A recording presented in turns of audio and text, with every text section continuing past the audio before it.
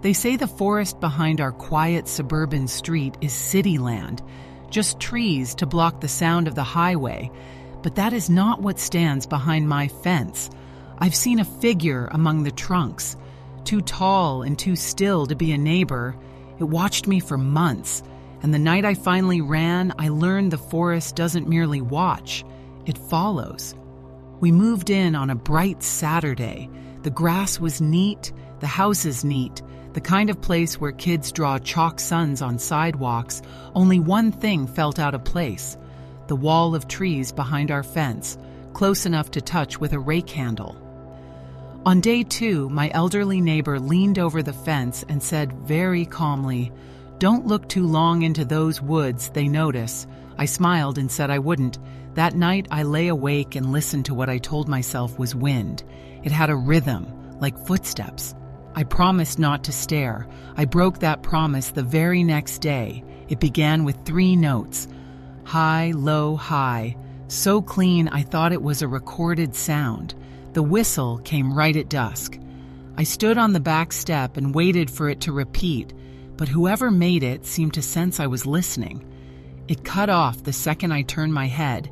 Inside, with the door shut, the sound returned, faint but certain. Not a bird, not a child, a call. I told myself I would ignore it. It answered by getting closer. From the upstairs window, I saw a shape.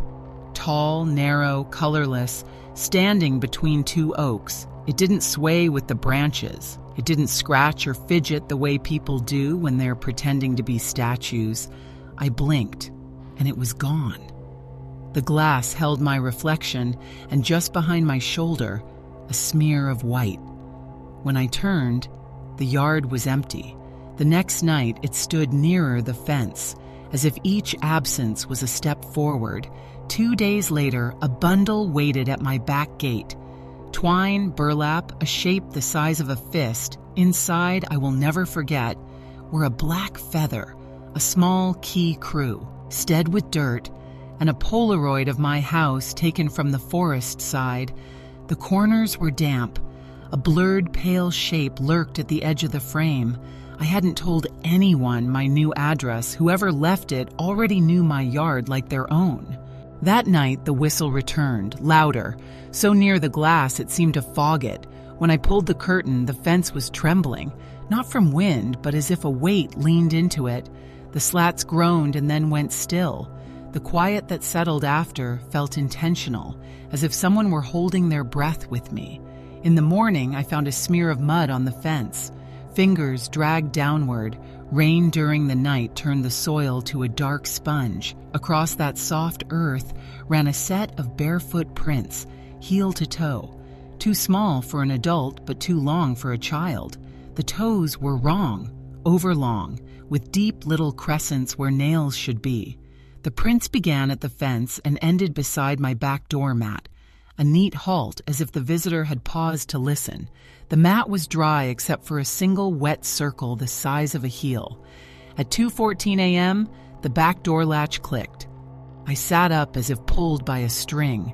The chain dangled, swaying like a metronome. No wind, no draft. The house smelled like wet leaves and cold metal. I shut the door and slid the chain home. From the yard came a slow exhale, like someone disappointed.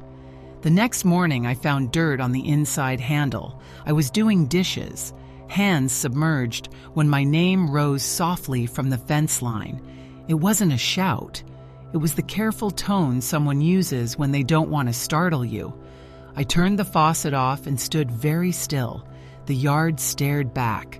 The whisper came again, from much closer than the trees, right outside the screen door. When I opened it, the porch was empty, but the screen hissed inward as if someone had stepped back from it at the last second. I set a motion camera that night. At 3:07 a.m., the camera caught a tall, pale figure standing inside the fence line. It did not move for 11 minutes. At the 11th minute, it leaned its head back, as if inhaling. then turned its face toward the lens. The video hissed and distorted. Bulb. The shape of a mouth became clear. It was open. At 3:19 a.m., every motion light on the block flicked on, except mine.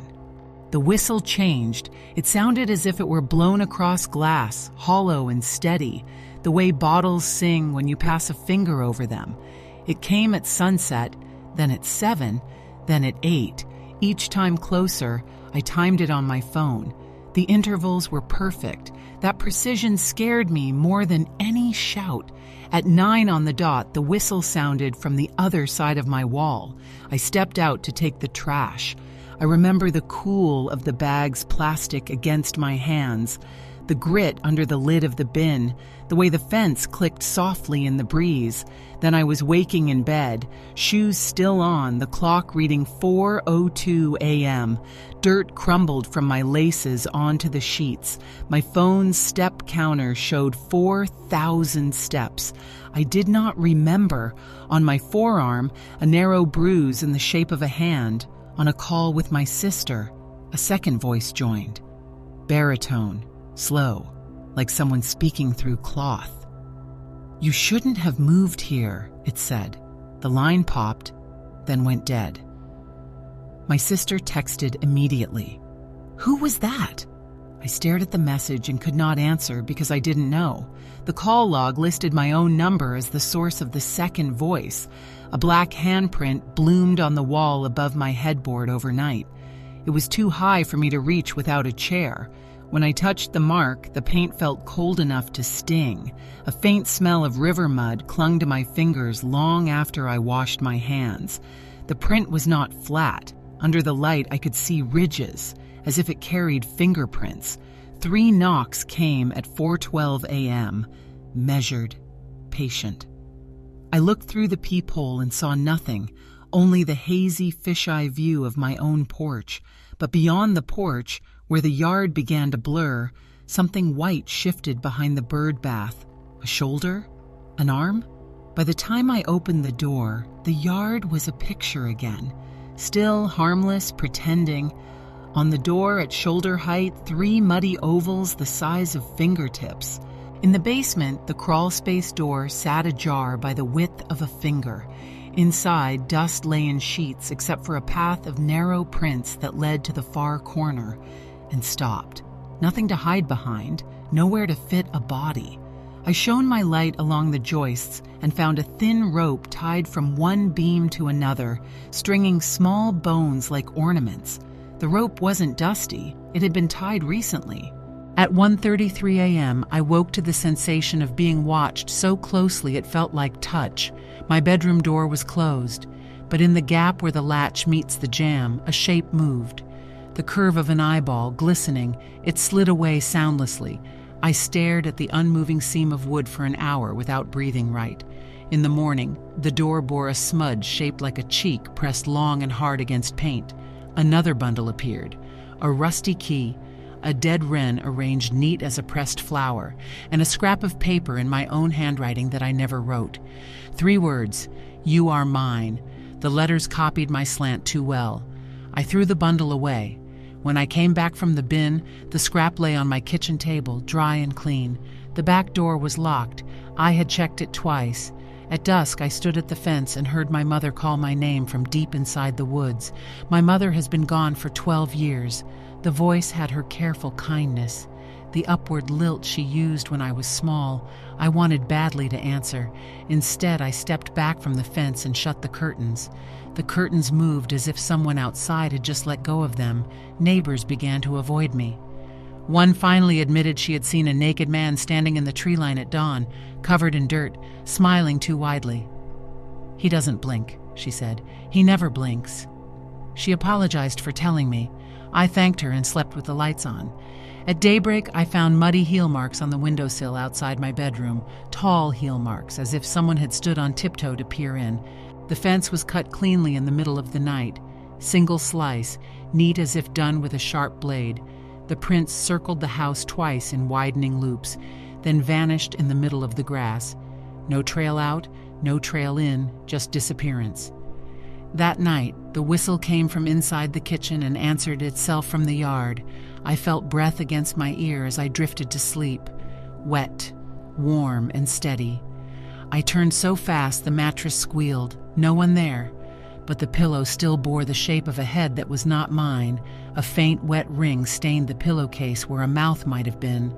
Footage from the porch camera showed the pale figure climbing my exterior siding the way a child climbs a ladder. Calm, measured, without effort, it stopped level with my bedroom window and hung there, face turned to the glass. For an hour and 6 minutes, I slept through all of it. At dawn, a single long scratch ran the length of the window, as if a nail had been drawn along it while thinking. Light tapping woke me, not a knock, the sound of a fingernail testing glass. I pulled the curtain, a hand pressed there. Upside down, whoever owned it must have been hanging above the frame. The fingers were long, joints slightly wrong, nails dark with soil. The hand withdrew as if shy. A single nail mark remained, crescent-shaped, etched faintly into the pane. In the bathroom, my reflection smiled when I did not. It was quick, just a curl at the corner of the mouth. And then my face and the mirror agreed again. I stood there too long, waiting for it to happen once more. When I finally turned off the light, the mirror held the shape of a person for a breath after I left. The next morning, a fog of breath smeared the glass from the inside. A storm flattened the neighborhood. Power died. Rain hammered so hard the house rattled. Somewhere in the dark, the front door opened with a polite swing and then closed itself. Lightning cracked the sky white, and, in that instant, a narrow figure stood in my hallway, dripping. When darkness returned, it was gone, but the floor remained wet. Muddy footprints led not toward the exit, but toward my stairs. I took the stairs 2 at a time, hallway left, hallway right. Each turn led me back to the landing as if the house had folded upon itself. Behind me, soft footfalls kept a constant distance, never rushing, never slowing, as patient as the tide. On the 4th loop, the footsteps were above me instead of behind. I burst into the rain, convinced open air would break whatever trick I was trapped in, and ran blind through the gate and straight into the trees. They closed around me, wet bark like cold shoulders. The storm muffled street sounds until the suburb vanished. There was only forest and the hiss of rain. When the thunder stopped, I realized the hissing continued. It came from below my feet.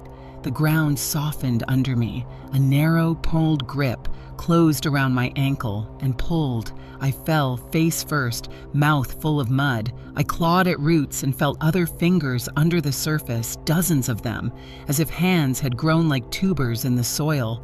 The pull slowed when I spoke aloud, "Please," but did not stop. Something answered with a whistle through the earth itself. I slid into a low tunnel where roots knitted the ceiling like ribs. The dark was thick and almost warm.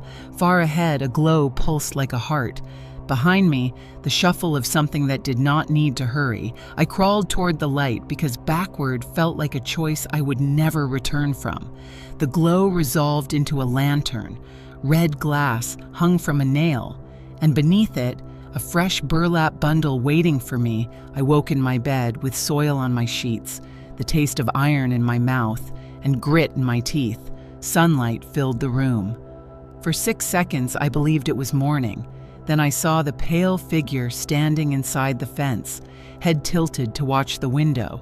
It did not shade its eyes. Sunlight did not trouble it at all. In the corner of my room, the red lantern glowed. There was no lantern in my house. I left within 48 hours, a 3rd-floor unit. No yard, no trees, only brick and street and the comforting sound of buses. On my first night, the upstairs neighbor's dog barked like it had never barked before, pleading, then yelped. Silence fell as if a hand had covered sound itself. I never heard that dog again. No one mentioned it in the hall. No one had owned a dog, they said. 1 week later, the elevator lurched between floors and stopped.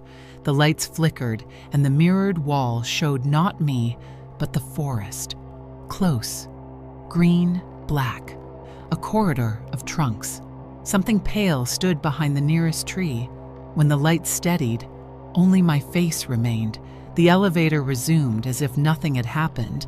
On the mirror's edge, a faint crescent scratch, as if a nail had drawn a question mark there. A thin package waited under my apartment door. A strip of burlap tied with the same thin rope I had seen strung with bones in my crawl space. Inside lay the old rusty key and a Polaroid of my bed from across the street. In the window, a white blur like breath on glass. The photo paper was still damp, as if it had been developed in a sink and carried up the stairs, dripping. At 2:13 a.m., the whistle sounded in the hallway, high, low, high, and then repeated from inside my apartment, softer, nearer. Through the peephole, I saw only carpet and exit lights, but a trail of wet footprints led from the stairwell to my door and stopped against the threshold. When I looked down, a single damp oval soaked through my doormat from the other side. I dreamed I woke to sunlight. Walls gone, ceiling gone. The forest stood around my bed. Trees pressed so close, I could not swing my legs over the side. When I truly woke, saw the ceiling and the dim apartment again. The air still smelled like leaf rot and wet rope. My sheets were gritty with soil I could feel, but in the light, could not see. From the radiator, a 3-note whistle rose like steam. My phone rang at 2:13 a.m., static, then a low voice I recognized from my old yard. "We found you," it said. No anger in it, no hurry. A statement, like the weather. The call ended with a soft scrape, the sound of fabric against wood, as if a cheek were pressed to my door. I muted the phone. The scrape continued, unconnected to any device. I write this with the television on and every light bright. Every few minutes, faint scratching starts behind my headboard, inside the wall that faces the street. There's nothing on the other side of that wall but hallway and brick. Yet the sound drifts closer and pauses in that listening way I have come to know too well, high, low, high. The polite knock that always follows never comes. I prefer it that way. Knocking implies permission. This doesn't knock anymore. It doesn't need to. If you live near a strip of trees like mine, draw your curtains before dark. Do not whistle back. If you already have, keep your lights on.